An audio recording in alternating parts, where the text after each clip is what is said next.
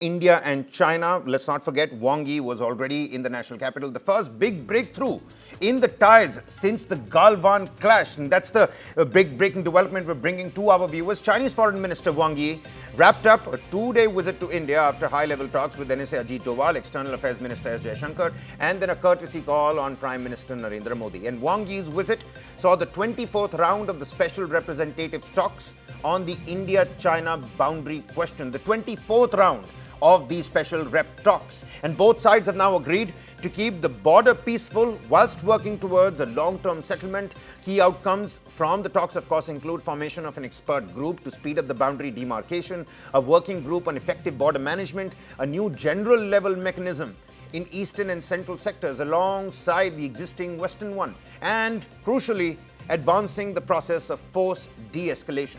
The next rounds of boundary talks will now be taking place in China. And in separate meetings with External Affairs Minister Jaishankar, both sides took steps to revive people-to-people and economic ties. Direct flights between India and China to resume soon under a new air services agreement. Earlier visas for tourists, they're going to be easier. Business persons, professionals and media, visas are going to get easier. The border trade reopening at the Lipu Lake, at the Shipkila and the Nathula passes. The Kailash Mansarovar Yatra is going to resume from 2026 using a little bit of the Chinese territory. China is now going to share hydrological data and with India, and this is going to happen during emergencies. Both sides have pledged support for each other's BRICS summits in 2026 and 2027 respectively. They also reaffirmed commitment to multilateralism and vowed to manage differences through dialogue. Kartikeya Sharma, Deputy Managing Editor, News9, with us here on the broadcast. Kartikeya, a major thaw.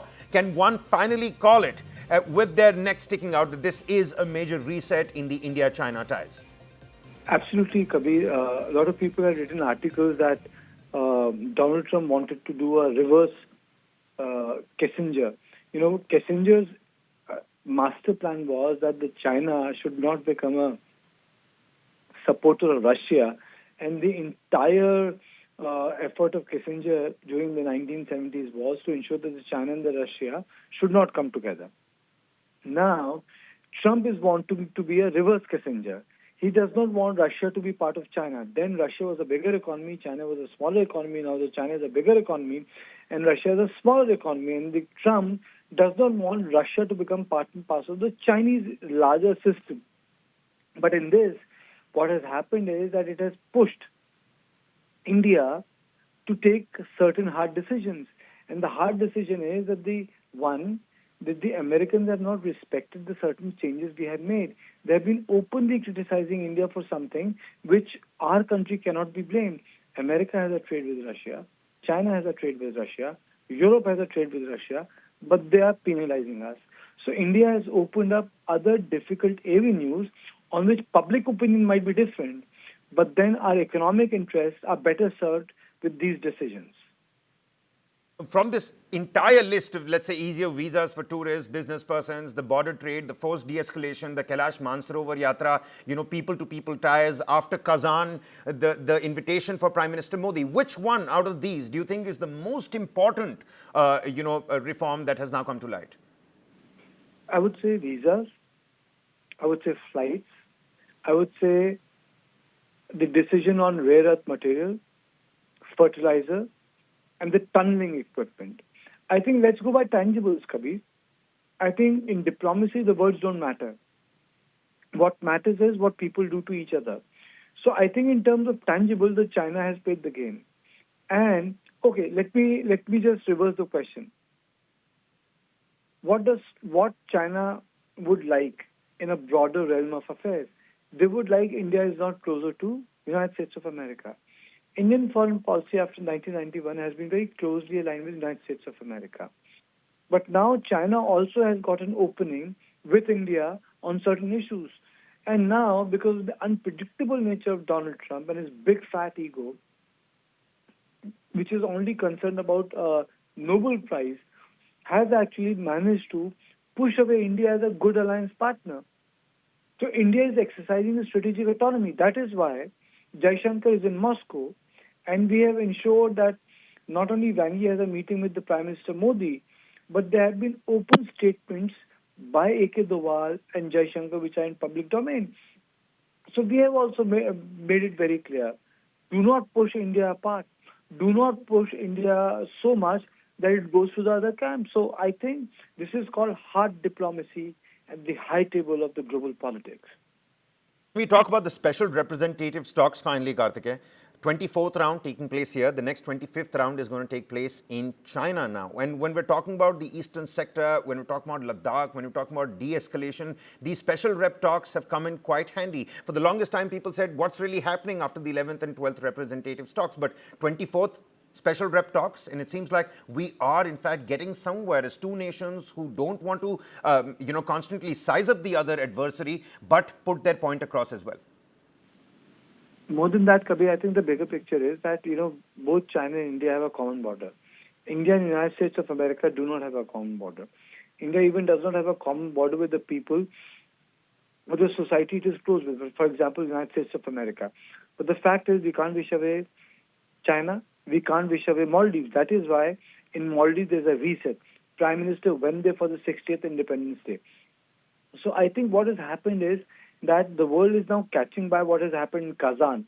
I think the mystery got decoded in Delhi, but actually Prime Minister of India laid the foundation for some sort of a breakthrough in the Kazan when he went there. I think it's because of the global politics. America wants a deal with Russia. America wants a deal with China. And India, despite being a 4 trillion economy, punches above its weight. And when I say it's above its weight, because we are a soft and hard power together. We are like a smart power. So, which might be resisted by China, which might be resisted by the United States of America. But the fact of the matter is that our aspirations are own aspirations. They might be limited. They might be, I would say, resisted by China, Russia, and even America in long run. But the fact of the matter is that we need to pursue our own politics. I think what you witness today is the real power politics, where the normal norms of the international politics have been broken. So, well, you had League of Nations, you had United Nations subsequently. We might see a new arrangement of political setup, but we are at the cusp of that international relations. Absolutely right. I think when India tries to punch above its weight, we need to look at the geopolitical realignments that have also come to light. Even as Zelensky was in the White House, Vladimir Putin made it a point to dial up the prime minister, tell him about what really happened in Alaska. Zelensky, flanked by this European entourage, and the BRICS nations also giving each other, calls. And now Wang Yi says that 2026 and 2027 BRICS summits in China and India respectively, I think that's that final glue that's keeping everybody together. And the BRICS nations, how risky this is going to be with a Donald Trump sitting there in the Republican administration in the White House, how these developments now affecting these, fast-track diplomatic parlays, especially with India and China. Abhi, you have to understand one thing. For India to say that they're okay with 2026 2026 BRICS, 2027 by us, despite Galwan, it goes on to show that a lot of water has flown on the bridge. One. Secondly, understand that the international politics is about mutual interest. It's not about domestic politics. It's not about the optics. It's about the fact that what suits us today. Today, in the context of Donald Trump, India has taken a stand which is very, very rooted in real politics. I know a lot of criticism will take place, but then it really doesn't make a difference because the interest of the nation comes first. That's number one. And the second important point is that what we witness today, the foundation must have been laid 3 months ago.